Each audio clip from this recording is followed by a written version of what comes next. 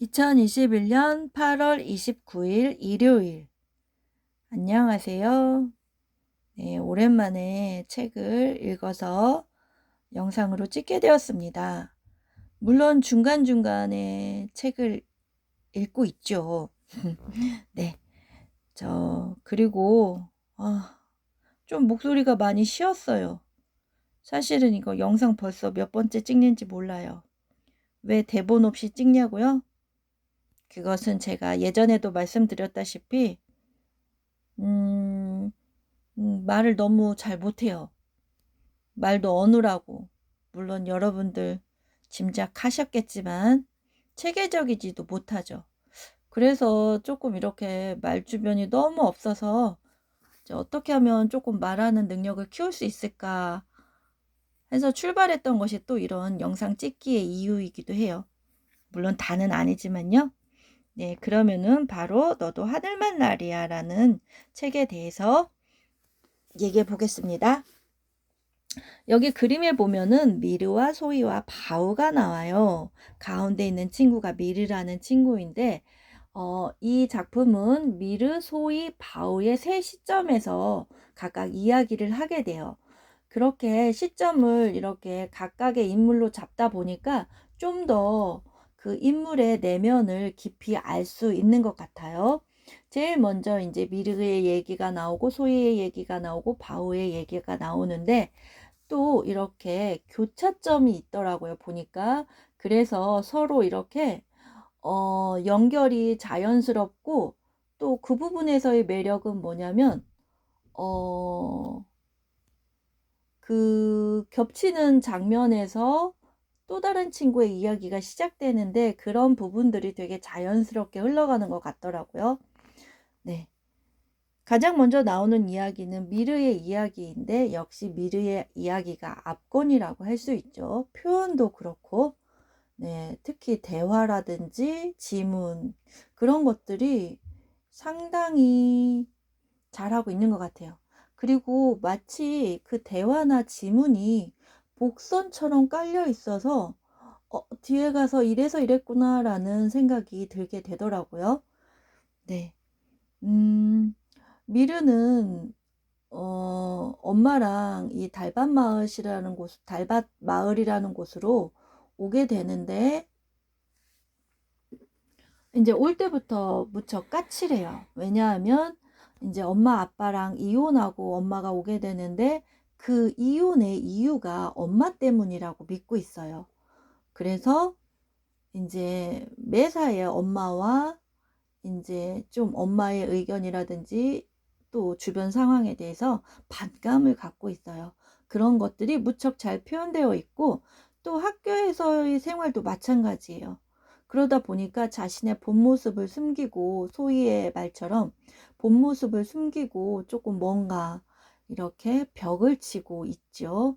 이제 근데 그러한 것들이 모두 풀리는 상황이 이제 아빠의 재혼 소식을 듣고서 이제 거기서 조금씩 풀게 되고 또 소희와 바우라는 친구를 이제 온전히 받아들이게 되는 부분도 그 부분인 것 같아요.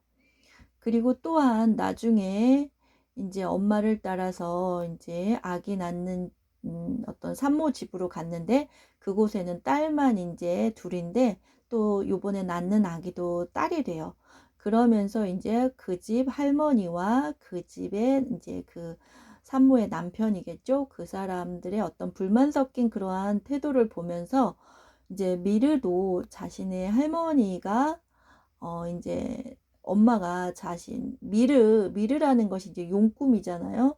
용인데 용꿈을 꾸고 태어났다고 해서 미르라고 지은 건데 그 꿈값을 못한다는 식으로 되게 서운했던 그런 모습들을 떠올리면서 엄마를 차츰 이해하게 되는 거죠.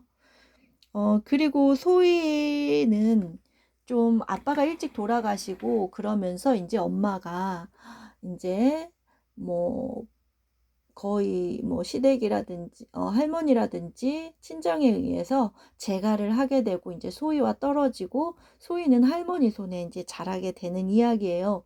그러다 보니까 소희의 성격이 조금 뭐랄까 엄청 애늙은이 같다고 할까? 좀 철이 일찍 들었다고 할 수 있겠죠? 하지만 이 철이 들었다고 해서 그 아이가 진짜 그런 아이는 아닌 거예요. 아이는 아이인 것 같아요. 이 소희도 그래서 이 작품 속에서 보면은 미르를 굉장히 부러워해요. 어떤 자신의 마음을 직접적으로 그렇게 표현하는 것도 그렇고, 또 엄마도 계시고 비록 이혼했지만 아빠도 살아 계시잖아요. 그러면서 어떤 미르의 어떤 그런 모습을 보면서 자신의 그 어른스러움으로 어 이렇게 뭐 반타의적이죠. 그렇게 갖고 왔던 자신의 모습을 조금은 내려놓는 그런 모습을 보이더라고요.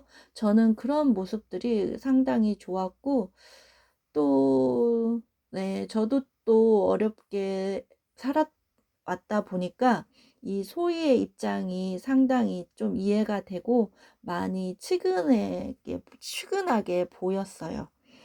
네. 그러면서 인제 소희도 조금씩 쪼끔 어떤 뭐 그렇다고 완전히 다 벗어버린 건 아니겠죠? 하지만 인제 쪼끔은 인제 아이다운 모습으로 가고 싶은 자신의 어떤 그 본래의 모습, 그런 것을 쪼금은 보여주는 것 같아요. 그리고 바우라는 친구는 인제 아빠가 인제 그 마을 이장이고 인제 엄마랑 살았는데, 엄마가 학교에 입학하기 전에 아파서 돌아가시죠. 그래서 인제 아빠랑 살게 돼요. 근데 인제 엄마랑 이렇게 엄마의 무척 세심한 사랑을 받으면서 자랐는데, 이제 엄마가 돌아가시니까 그 충격으로 인제 말을 안 하게 돼요. 성 선택적 함구증이라는 것에 걸리게 되죠. 그리고 또 아빠도 인제 엄마가 돌아가시면서 무척 힘들어해요. 그러면서 인제 쪼끔 약간 바위에 대해서 쪼끔 무관심하게 되죠. 그리고 또 아빠의 사랑이 엄마의 사랑과는 쪼끔 다르잖아요. 그래서 아빠의 어떤 그러한 음 약간 거친 그런 부분들이 엄마는 무척 섬세하게 다가오잖아요. 근데 이제 그런 부분들이 이제 자신한테 이제 사랑이 없다고 느끼는 부분도 있는 것 같아요. 하지만 물론 바우도 나중에는 그것이 인제 아빠의 방식이라는 것을 알게 되는 것 같고요. 예, 그러면서 인제 네, 조금씩 인제 미르 소희와의 이런 관계 속에서 조금씩 성장해 가는 모습을 보이는 것 같습니다. 네. 그리고 소희는 나중에 인제 할머니가 죽고 작은 집으로 가게 된답니다. 네. 어 여기서의 압권은 아무래도 미르의 이야기인 것 같아요. 어떤 미르의 어떤 그런 반항심과 그런 것들이 대화라든지 아까 앞에서도 말했지만 지문에서 아주 잘 표현된 것 같습니다. 네. 그래서 비록 동화이지만 여러분도 기회가 된다면 한번 읽어 보는 것도 좋을 것 같아요. 네. 오늘은 여기까지입니다. 안녕.